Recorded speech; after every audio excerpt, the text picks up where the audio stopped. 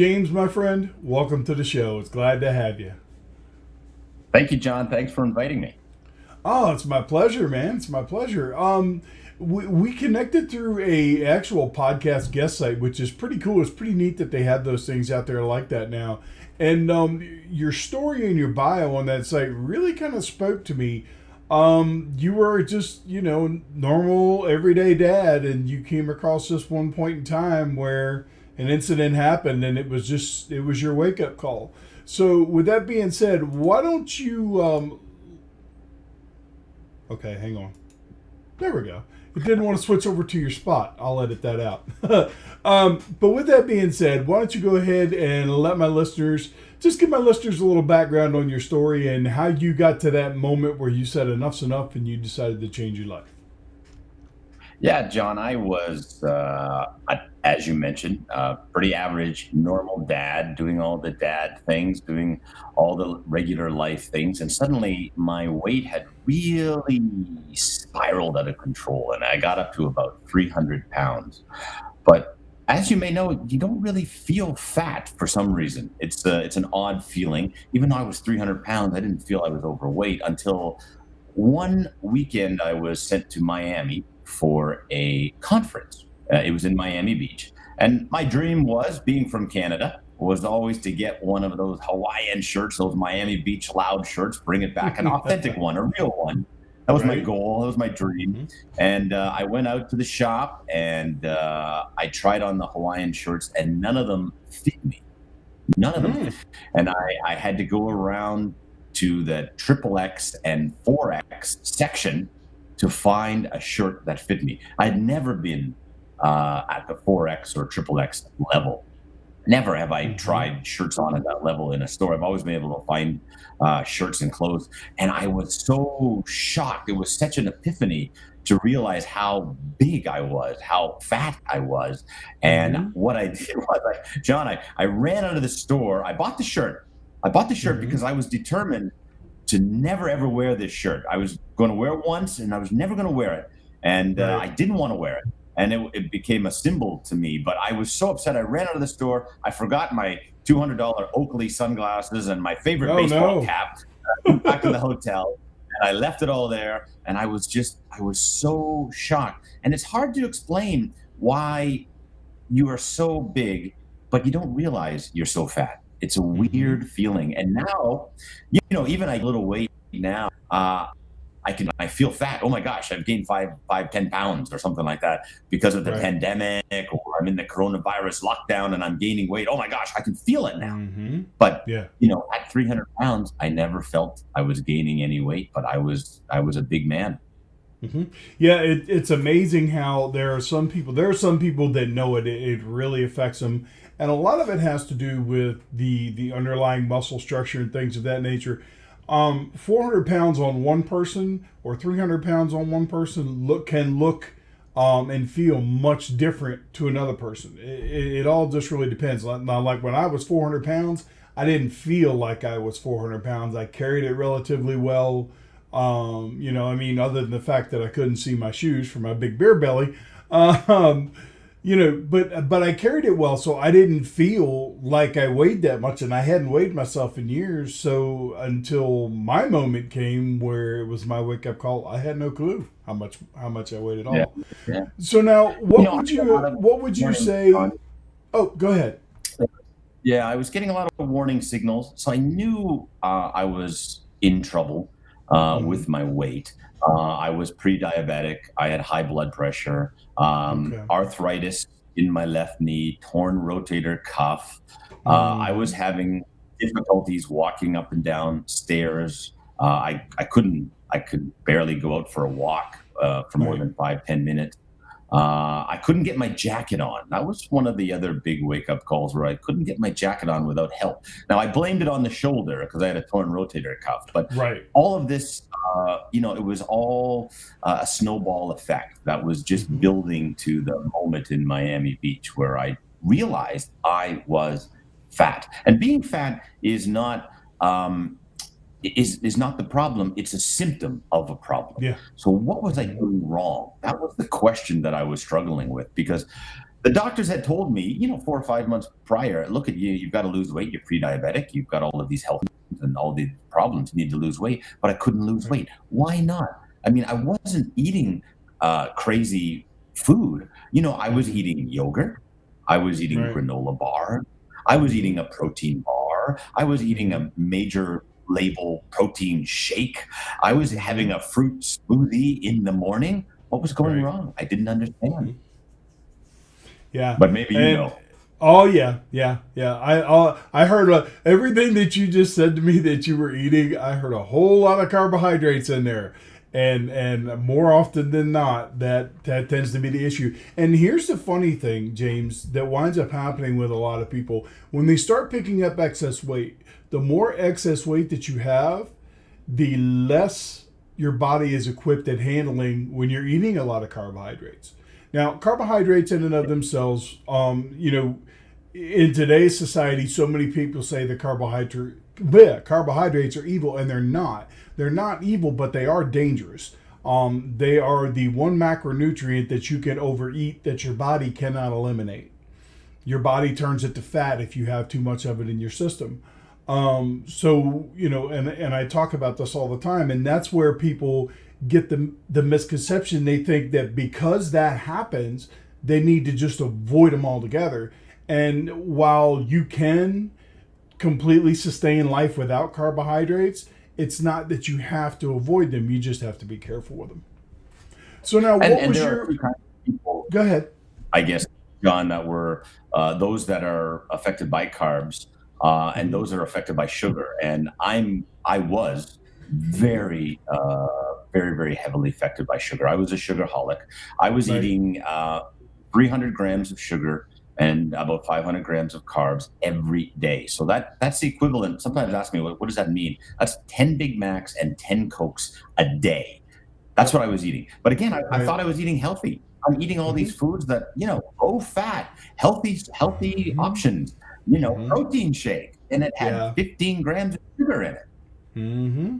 Yeah, when you sit back and you actually look at the food labels, there is so much sugar that is out now. They say that it's there, but then there's a lot of sugars that are hidden.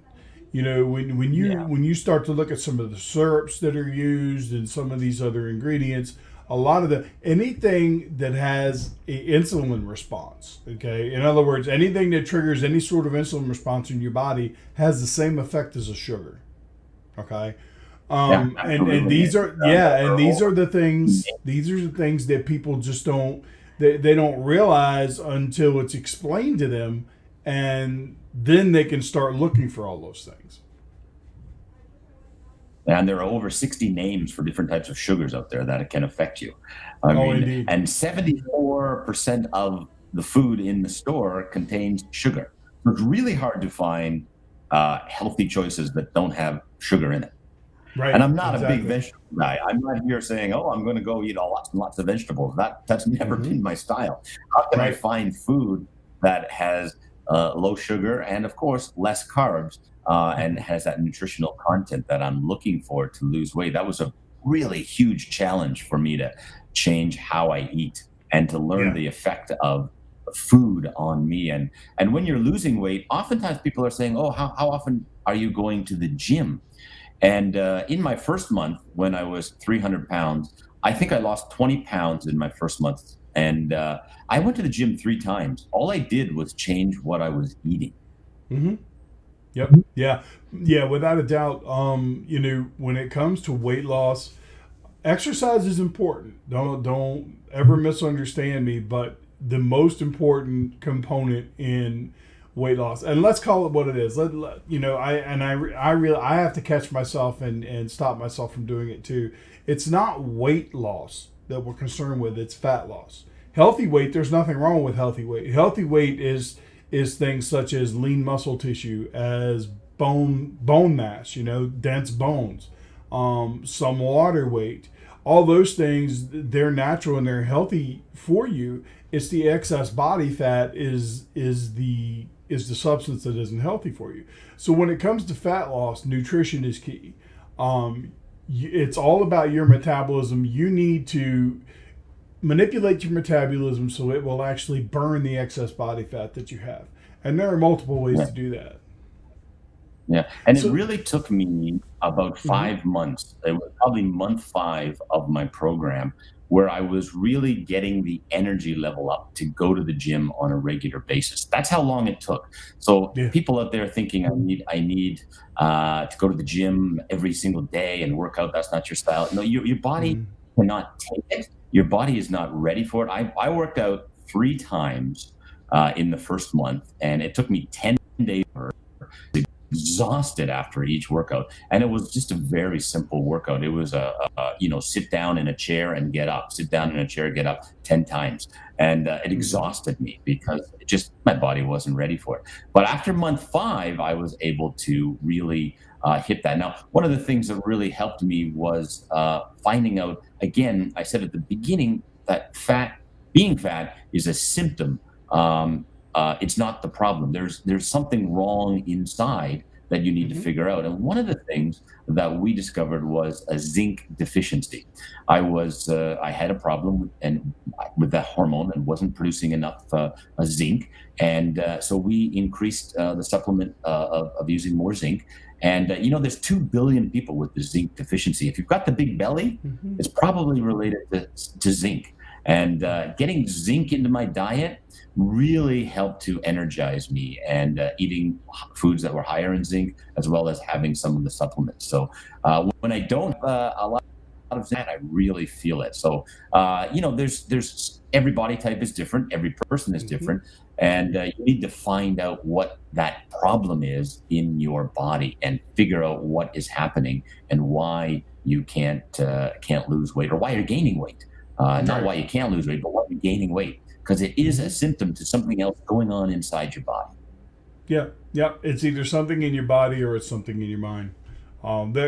Your mind is so directly connected to everything that goes on in your body. It's crazy. But now, before we get too far away, let me ask you. Now, I know that we've talked, and you said that you actually had a very tough time getting off of sugar to the point where you even had withdrawal type symptoms. Why don't you touch a little bit on that and explain to people what that was like? So 300 grams of sugar, that was a lot of sugar that you're going through. Mm-hmm. And what happened eventually was day 4, I tried to go cold turkey, which probably wasn't the best thing to do, but Mm-hmm. day 4 of sugar, and I stopped eating sugar altogether. I brought it right down to as low as possible. Day Mm-hmm. 4, I had complete withdrawal symptoms. It was about 8 o'clock at night. I was shaking.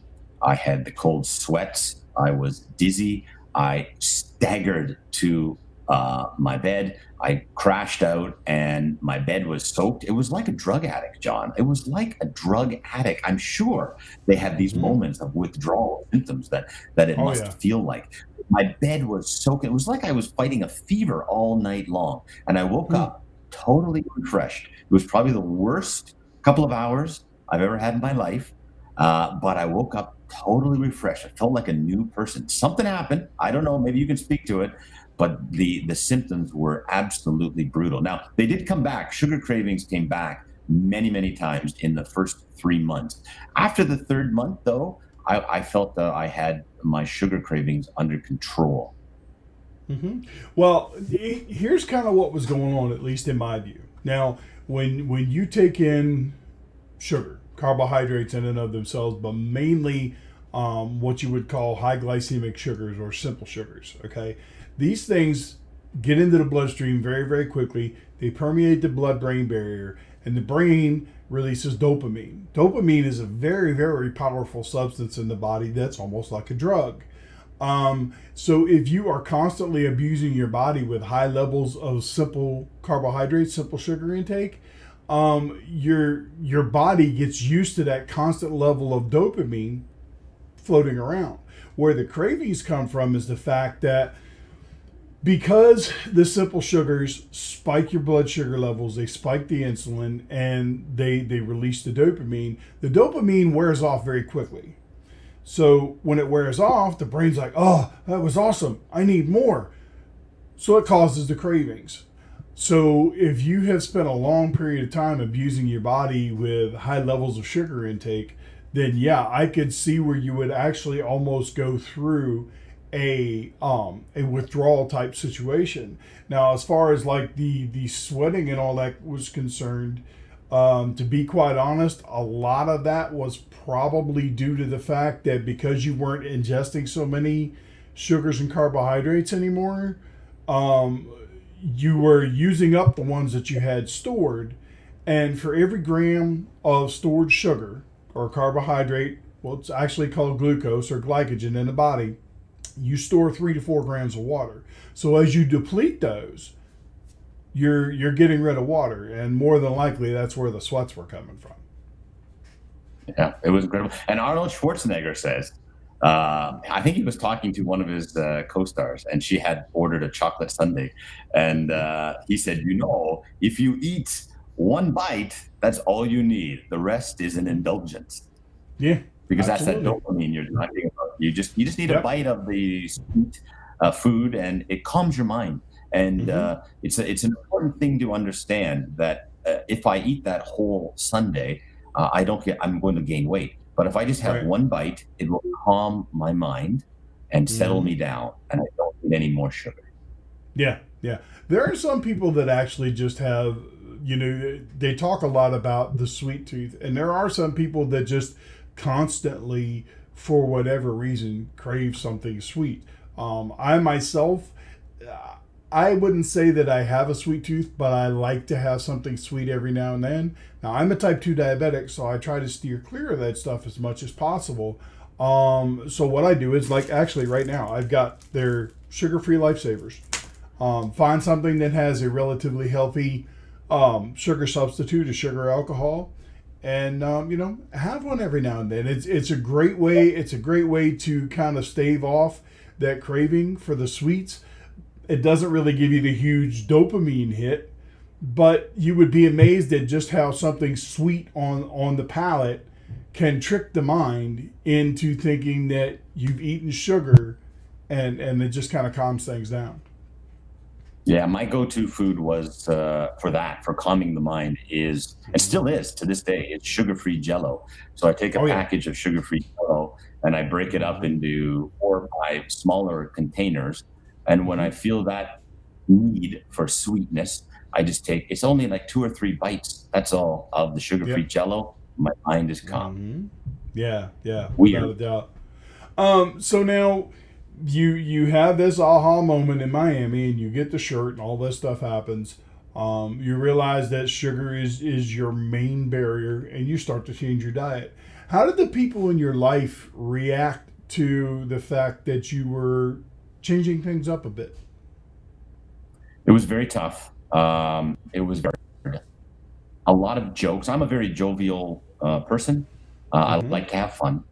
Right. And I was struggling with the diet. And after about 2 weeks, about day 14, I was ready to give up because people had noticed that I was changing my habits. I didn't announce it to anybody. I didn't tell anybody, but people had noticed I was, eating celery and carrot sticks and things that I don't usually eat.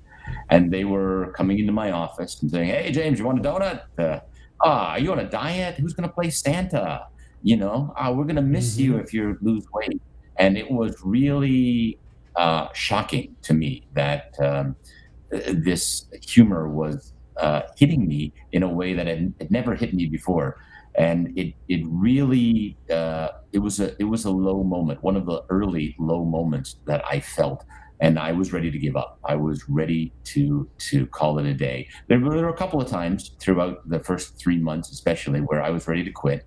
But Mm-hmm. when the people reacted in, you know, I don't want to say it was negative, but it really hit me harder. And it was because I was such a jovial person, and I would joke with people, and I was at such a low point, struggling to try to get control, that I just needed support. So if anybody's out there and you see people on a diet, especially early on, they really need support. They need a Hmm. friend, somebody who can commiserate with them and say, I've been there. I understand where you're at, and keep going, push through it.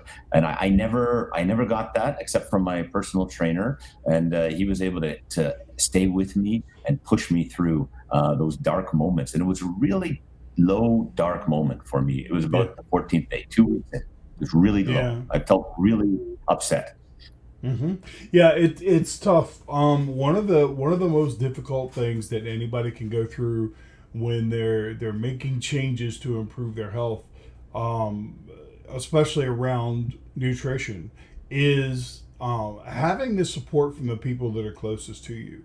There are some times that well, just because you're going on a diet doesn't mean I'm going on a diet. I'm going to eat what I want.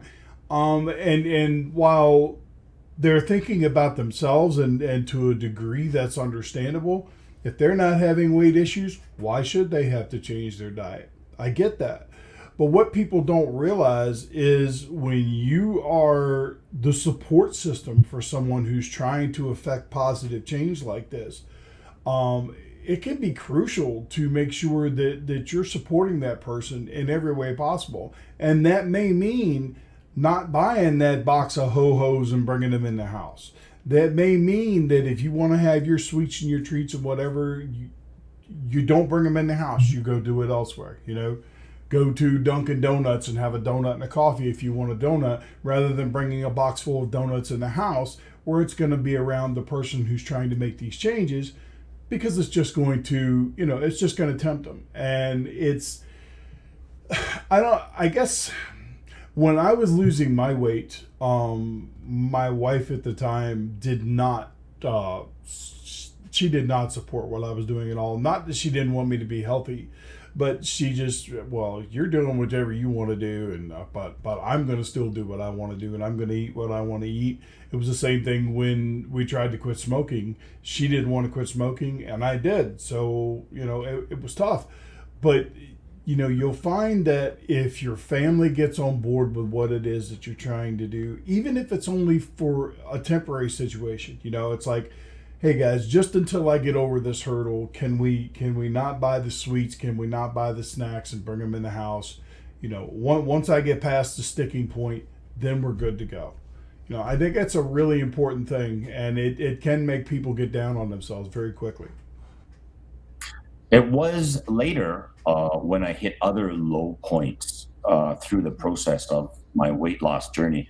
It was later a motivation because I really wanted to show them that I could lose weight, that I Sure. wasn't going to stop, that I wasn't going to give up. So I remembered that dark moment, day 14, and I powered through it. And later on, month 4, month 5, month 7, you're going to hit other low moments. And Hmm.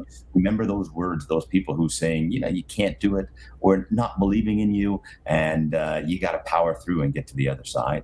Hey guys, I just wanted to jump in here and make sure that you're enjoying the video. I'm sure you are. And if you like what I'm doing, please subscribe to the channel, click the bell, make sure you select the all feature so that way you get notified when new episodes of my podcast drop. And if you would, right up here in the top right hand corner of my channel where my links are, there's a Patreon link. If you guys could help out there, it'd grease the wheels to keep this thing moving, and I surely would appreciate it. Now, let's get back into the video. I try to tell all my clients when I first start working with them, the very first thing that I want you to do is I want you to think long and hard about why you want to make this change. Do you want to make this change just to improve your health? Do is the why, is your why your wife and kids, or your husband and your kids? Is your why that you want to compete in a bodybuilding competition? Is your why that you want to run a marathon? Whatever it is, that's the thing that you need to identify, and it needs to be the single most powerful focus that you have. Because if you can do that, if you can pick that one thing and you can put it out there in the forefront, and that's the thing that you think about when you first get up in the morning, you think about it all day long, and you think about it before you go to bed at night, that's what leads to success. Not knowing why you want to do something, if you can't identify why you want to do something, you're not going to be successful. You have to have your why nailed down. Yeah, and you can't do it alone. You can't do it alone, No. John. for those out there listening, you can't do it alone. I just finished watching the Netflix, Last Dance with Michael Jordan, and it was a Yes. great tribute to Michael It was. Jordan's Yep. amazing ability. And, certainly the Bulls would never be there without Michael Jordan. But what struck me from the Netflix show was how Michael Jordan needed his teammates. He Oh couldn't yeah. do it alone.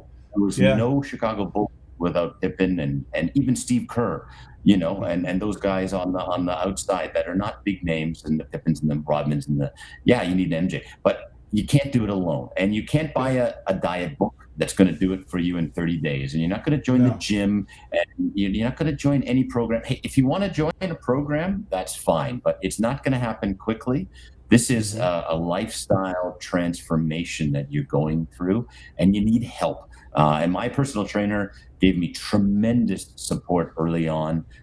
He was always on call, taking photos of my food, showing him what I was eating, and guiding me through those through those difficult times, and answering my questions as well. Like, Yeah. why did I suddenly gain a pound and a half? What's going on? I just worked out yesterday. I worked out Right. for 2 hours. Next day, I've gained a pound and a half. Why? I don't Mhm. understand. And, guiding me to understand my body and to understand what's going on in my body, and Right.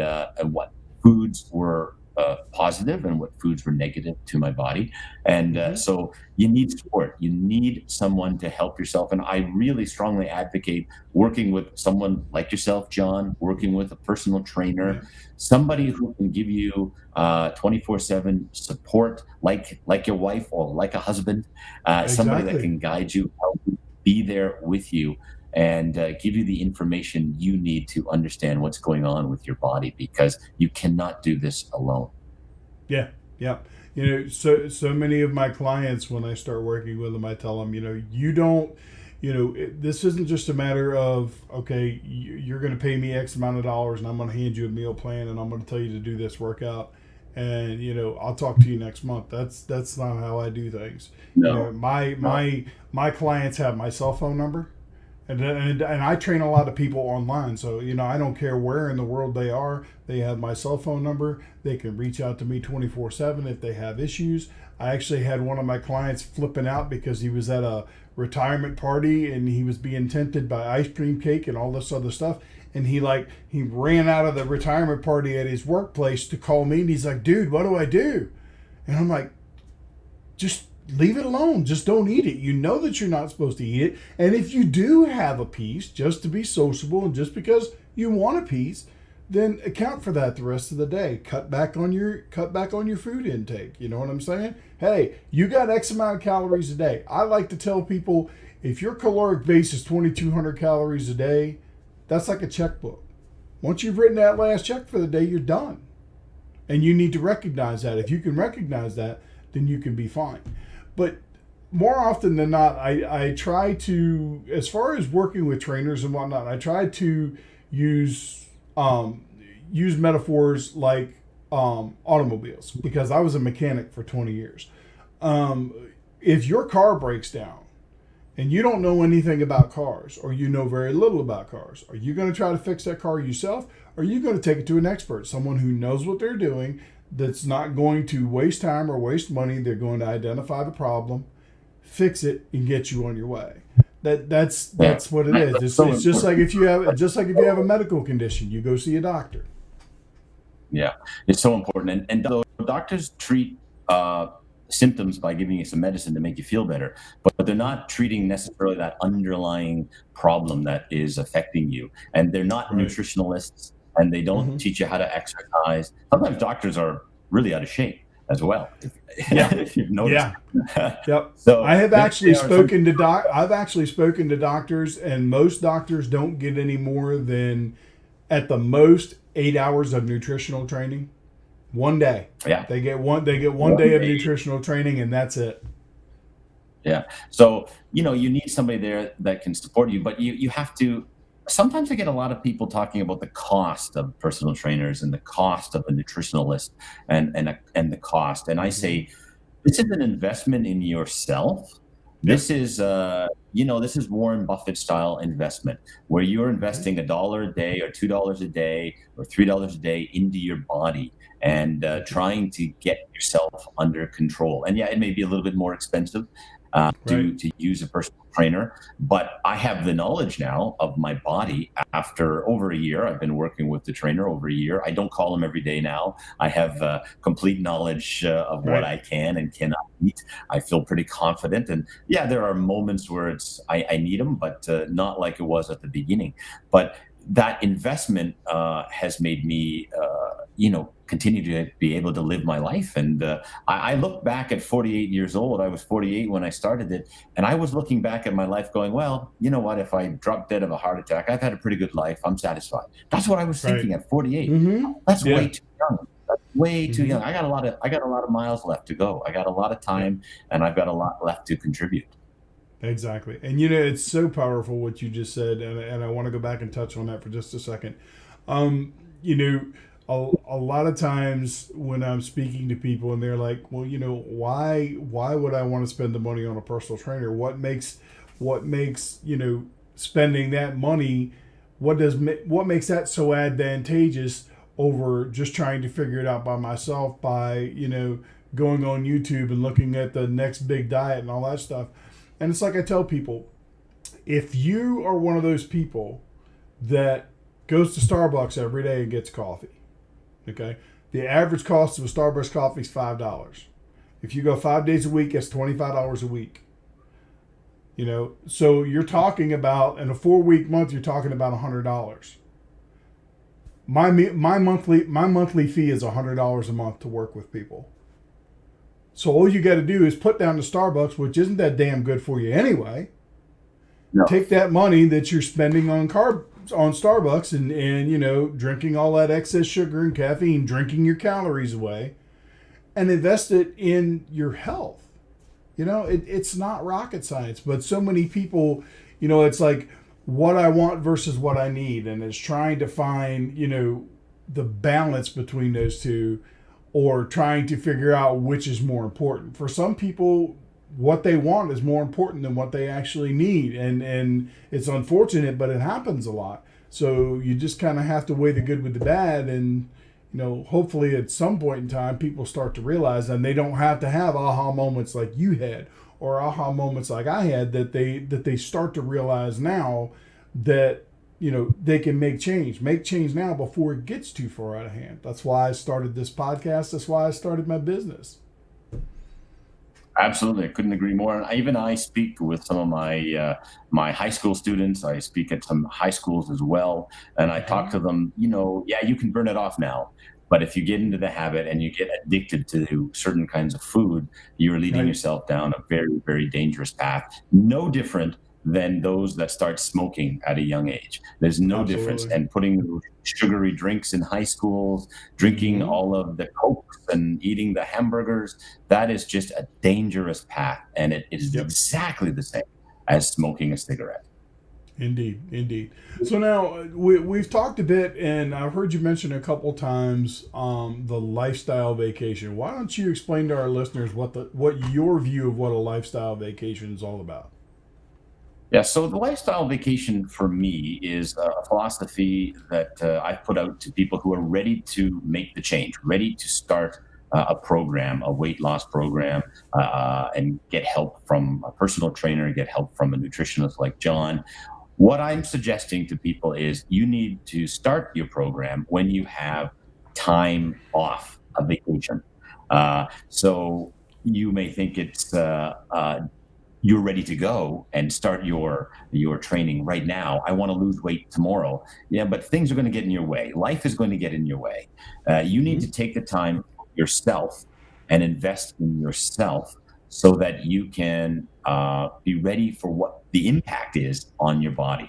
So I started my lifestyle vacation at Christmas time. My Miami trip was in early December, and Mm-hmm. over the Christmas after Christmas time had finished, I had about a week vacation. So I took that week and I invested in myself. And like I said, day 4 of my vacation, I was in bed with the sugar withdrawal. I couldn't have done it. Mm-hmm. I had to go out and find food. What could I eat?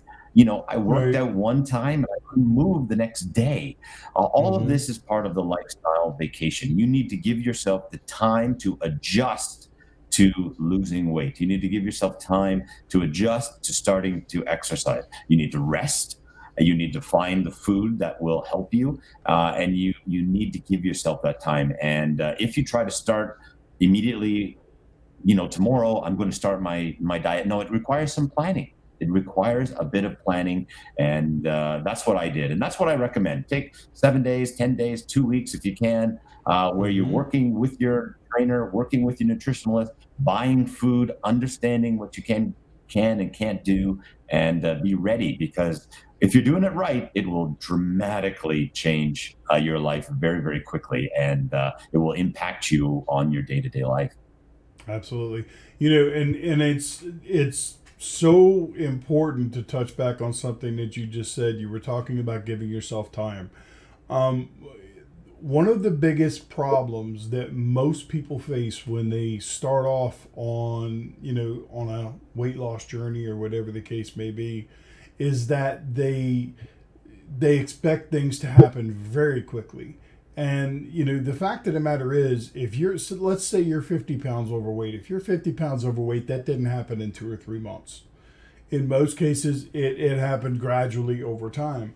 Well, losing body fat is the same exact process. It takes just as long, if not longer, to lose body fat than it does to put it on. So people need to give themselves a break, and they need to not beat themselves up. You are going to fail. I tell everybody that I work with, do not think that I am the miracle cure, and now that you've found me, I'm going to give you this information and you're not going to fail, because no matter how good of a coach I am or anybody else in the world, you're going to fail. You're going to make mistakes. You're going to have bad days. You're going to slip up. And the worst thing you can do is beat yourself up about it. Because if you do, most people that wind up beating themselves up about it decide to just give up. They're like, well, I've already screwed everything up, so I might as well just quit. And, you never get anywhere like that. It's a really good point, because I do want to touch on what you said there, John, about you lose weight, some weight, very, very quickly, and then when you start losing Yes. body fat, slow Mm-hmm. down. It's a really, really Right. good point, because I was just helping a gentleman. He went from 260 down to, I'm sorry, went from 290 down to 260, I think it was, or Mm-hmm. 250, and he was feeling really positive, really great, and then he hit a brick wall, and he said to me, "What do I do? I'm not losing weight like I was before. What's happening?" And I said, "First off, congratulations for losing 40 pounds that you've lost. But Right. probably you've lost water weight, and now Mm-hmm. you're losing weight." All right. So Yeah. my first 30 pounds came off very, very quickly. I'm Oh, down yeah. from 300 down to 270, 275, 260. I'm thinking, this is great. And then boom, it hits me where I'm actually now losing weight. Maybe you can speak to Mm-hmm. that, John. Yep. That's exactly what I was just talking about when you were talking about having the sweats, and I was talking about how each gram of stored carbohydrate is got 3 or 4 grams of water. Fat is the same way. When body fat is stored, it's also stored with water. So as you start to break down that body fat, you're starting to eliminate water. Most people find that when they start a diet and they have that rapid weight loss in the beginning, not only do they go through situations where they sweat a lot, but they're also frequently in the bathroom urinating a lot. These are all things that happen when you start to break down the bonds of breaking down the fat to burn it up, and eliminate. If you were eating a whole lot of carbohydrates and sugar before you started your diet, and you eliminate that, you're going to start to deplete some of that stored glycogen. And when that happens, as I said, you start to lose water. So all those things happen. It's completely normal. I know the people that follow a ketogenic protocol experience it a lot. When you go on a ketogenic protocol, because you eliminate so many carbohydrates, you're on a very, very low carbohydrate intake, the glycogen depletes out of your body very quickly. So you lose weight fast. I have seen people lose as much as 45 pounds in a month. Okay. And then the next month, they lose 5 or 6. And they're like, what happened? Well, that first was you getting rid of all the garbage. It was getting rid of excess water weight. It was getting rid of excess glycogen that you had stored. Now you're starting to even out, and as the process continues to happen, the weight that you'll be losing will be because your body has broken down triglycerides, so the fatty acids can be utilized by the liver to make ketone bodies. The ketone bodies are what you're using for energy now rather than glucose. So yeah, it's extremely prevalent that when people go through weight loss initially, that they have that tremendous burst in the beginning, and then they hit the plateau. And the plateaus are the hardest part, because although it's not hard on your body physically, it's hard on you. It's hard on your mindset. It's like, oh, well, yeah, this didn't work. I'd had my hopes up for nothing, and then it winds up being a mess. This is where that battle comes with your mind, because at first you're feeling great, but by month 5, I was only losing 7 pounds average. Over the next 4 or 5 months, I was losing about 7 pounds a month, 5 to 7 pounds a month. Sometimes a little more, sometimes a little less, but that's what I was losing on average through the rest of the time period. The beginning burst, 5 to 7, and that's great. When I look back, that was quite amazing. Now, I was at 178, and I'm trying to get down to 166. Man, it's really hard to lose a pound or two. Yes. Really Yeah. The more weight you have to lose, the easier it is to lose. Believe it or not, exactly. As you get to where you have less and less body fat to lose, it actually it drops off slower.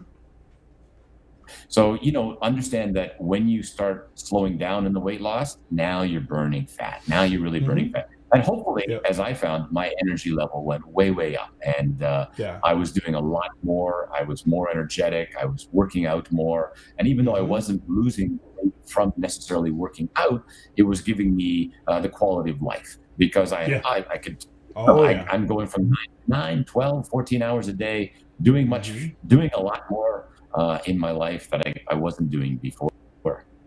Right.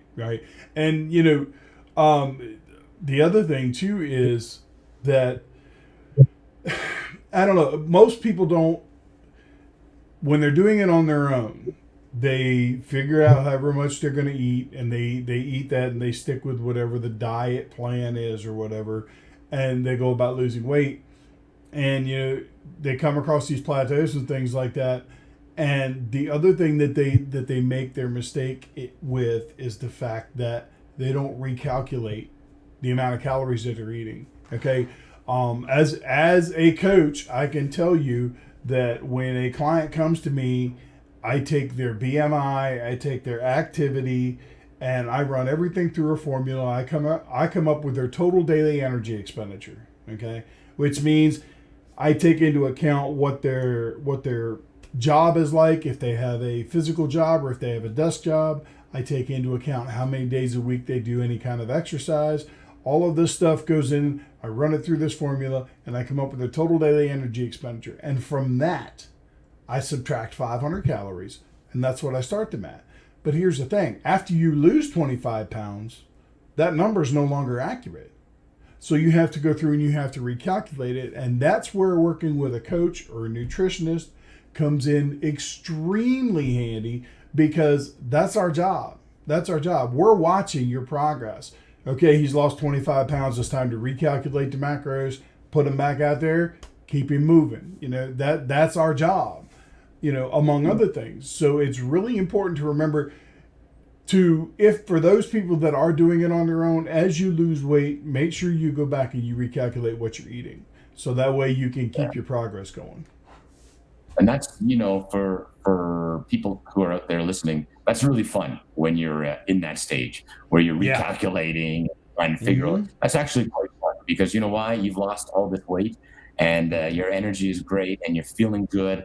And now they're figuring out how to give you that 6-pack. And you're thinking, what could I have a 6-pack? Are you serious? And that's what they're talking about now.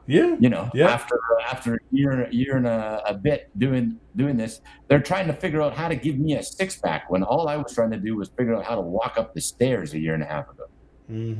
Yeah. Crazy. The people, I get a kick out of people that chase the six pack.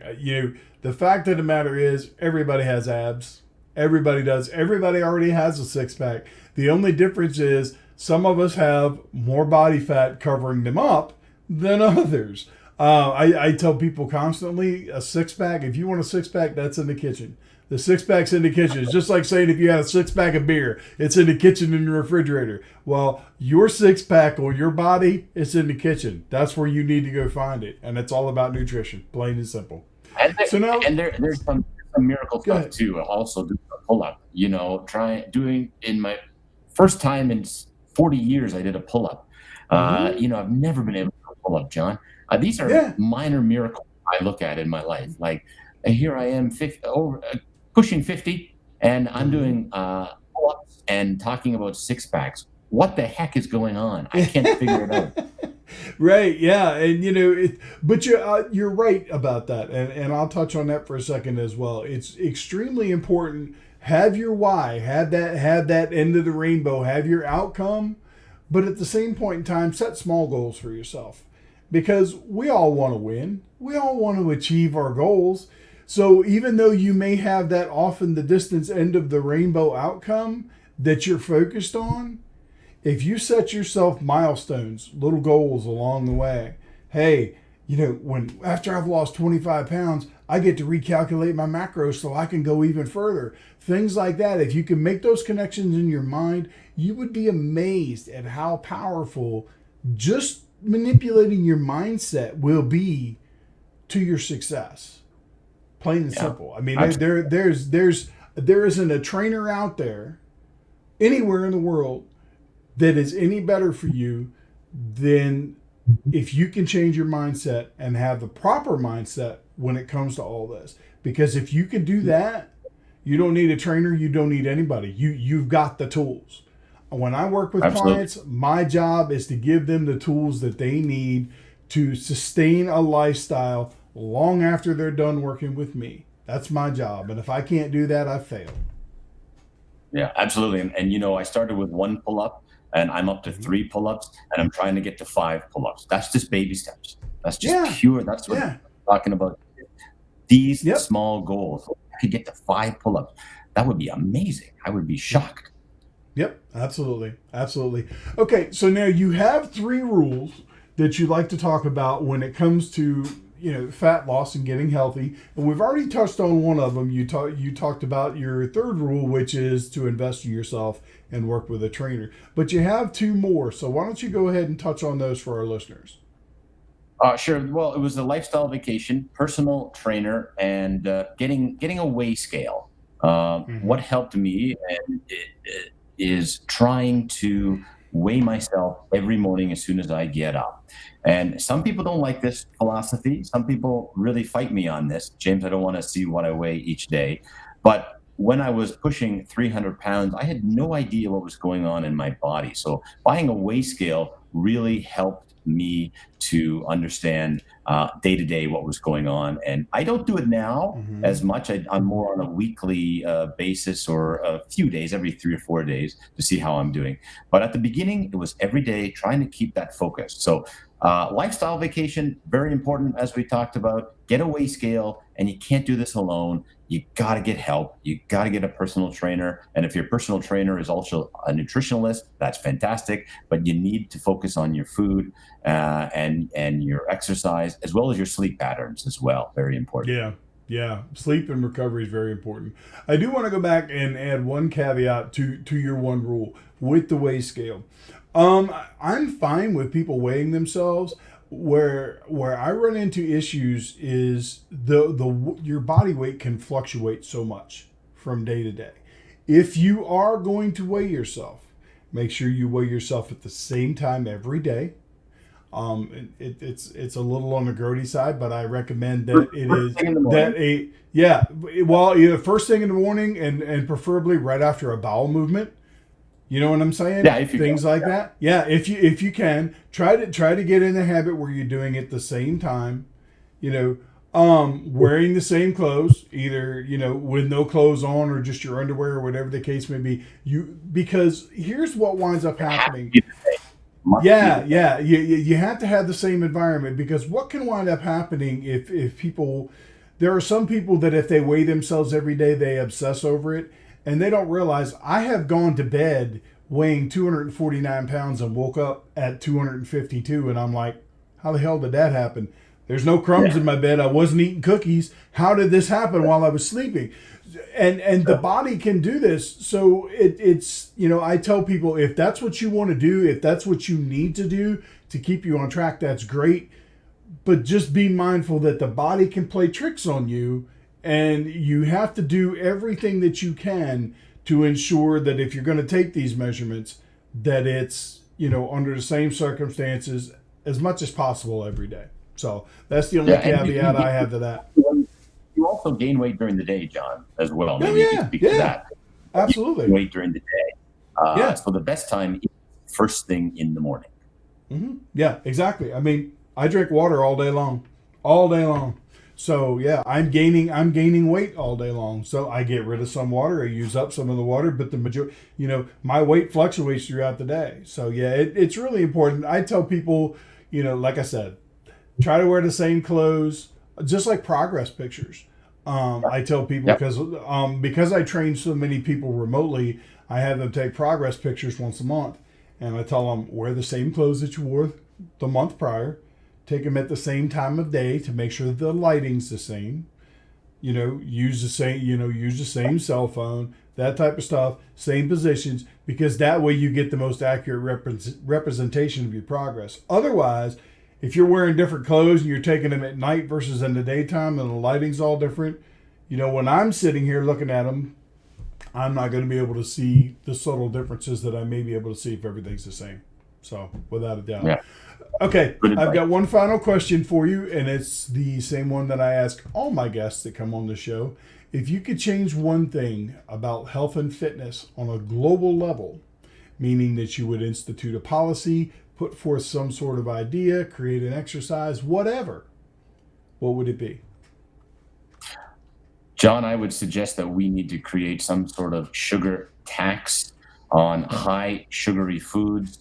There is no reason why those sugary foods, which are devastating us in terms of obesity, and we look at the coronavirus attacking people with diabetes and obesity issues, because of the amount of sugar that we're eating and so much sugar in our diets, there needs to be a sugar tax. That is costing us billions of dollars in healthcare. It is killing us much too young.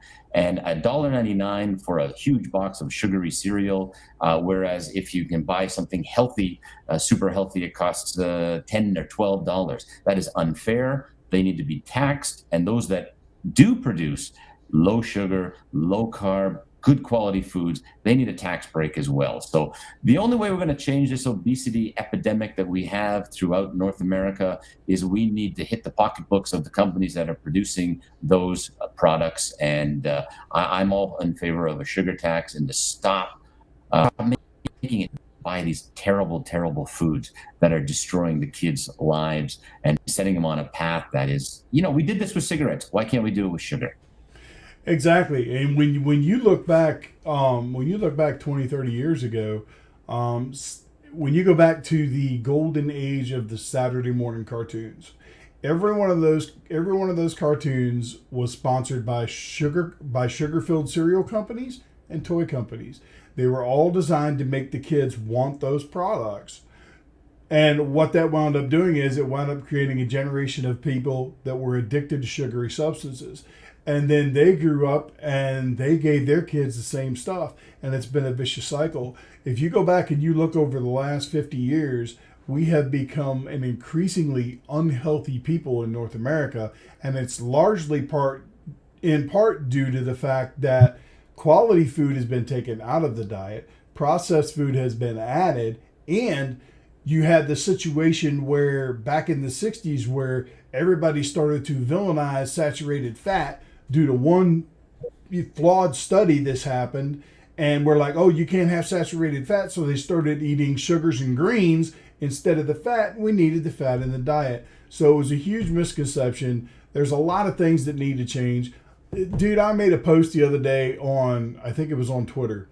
I made a post comparing COVID-19 to obesity. And I was like, okay, because I had just looked on the CDC website and it was like 294,000 people had died at that moment worldwide from corona. I said last year, 2.8 million people died from causations of obesity, and they expect it to increase by 5% this year. Nobody's shutting down the world for that. And oh my goodness, the flack I got over that post, let me tell you, I caught all kinds of trolls about that stuff. But you know what? It's the truth. We live in a society where being obese is being accepted, and they're trying to convince themselves and others that it's healthy, and it's just not. It's not. Well, it's money, and there's a lot of money in sugar. And there's a reason why on the back of each label, each food label, there is no daily dose percentage for sugar content for what you should be eating. It's the only ingredient that doesn't have a daily percentage value on the back of the content. Now they are changing that. They're coming out with something I think in 2021 or 2022 to force producers to do that.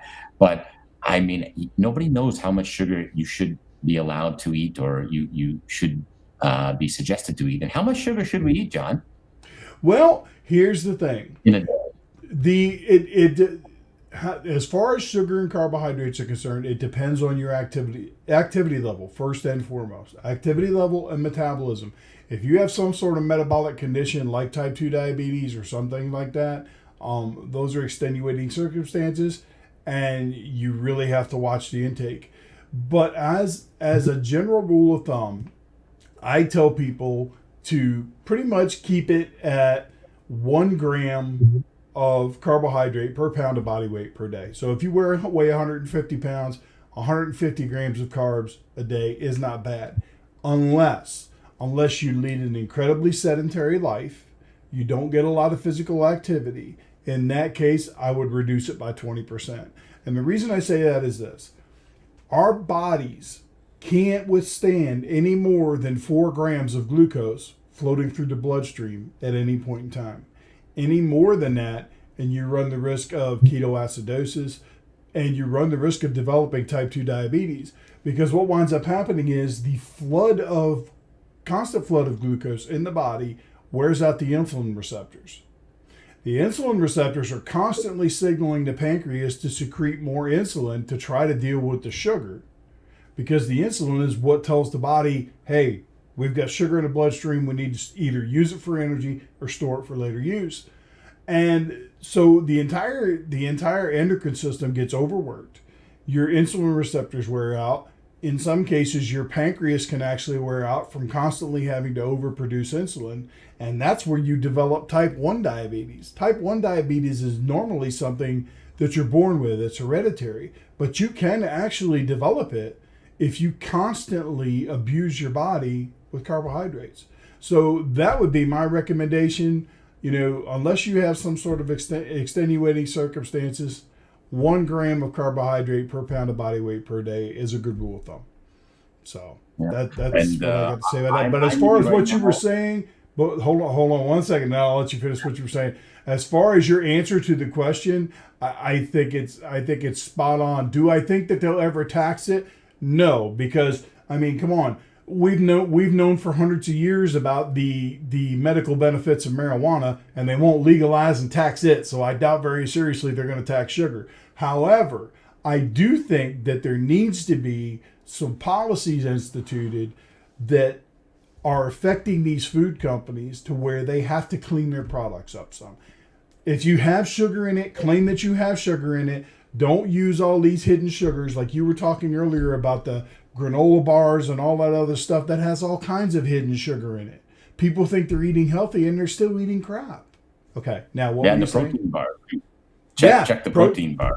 Yes, oh my absolutely. gosh, how much sugar is in a protein bar? I thought I'm eating a healthy protein bar. It's full of sugar. So I was going to say, John, that, I was eating 300 grams of sugar, and now I'm down to about 14 grams per day. And think about that. That is what fluctuates for me is if I have a little bit of fruit. So if I have a little fruit, my sugar content goes up. Sure. But you think about that, you have one Coke has 38 grams of sugar, in there.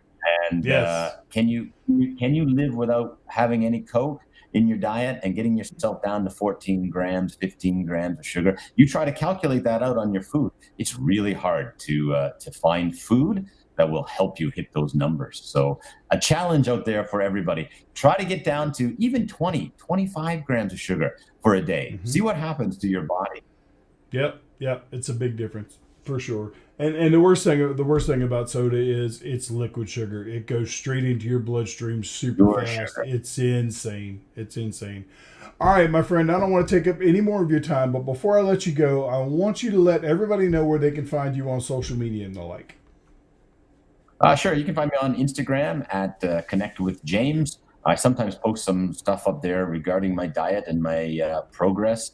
Also, if you want to follow me on Facebook, James Rice Show. It's a podcast. I do more educational information at this point in time related to education and issues around international students. But if you want to check out the Instagram account, that's probably where I'm most active with updates on my diet and what's happening and new things that I might find. So connect with James. Thanks, John.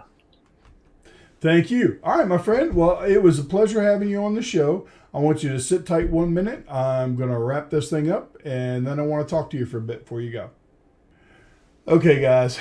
James was an awesome guest, and I knew he would be. His bio inspired me right from the get-go, and this episode was everything I thought it'd be and more. So I know you guys get value out of it. Please do me a favor. Hit the subscribe button. Make sure you hit the bell. Select the all feature, so that way you get notified when I drop new content. And also, if you look right up here, wait a minute, no, it's up here. Right up here in this corner at the top of my channel, on the right, there's a little Patreon link. If you would please, do me a favor and click that thing.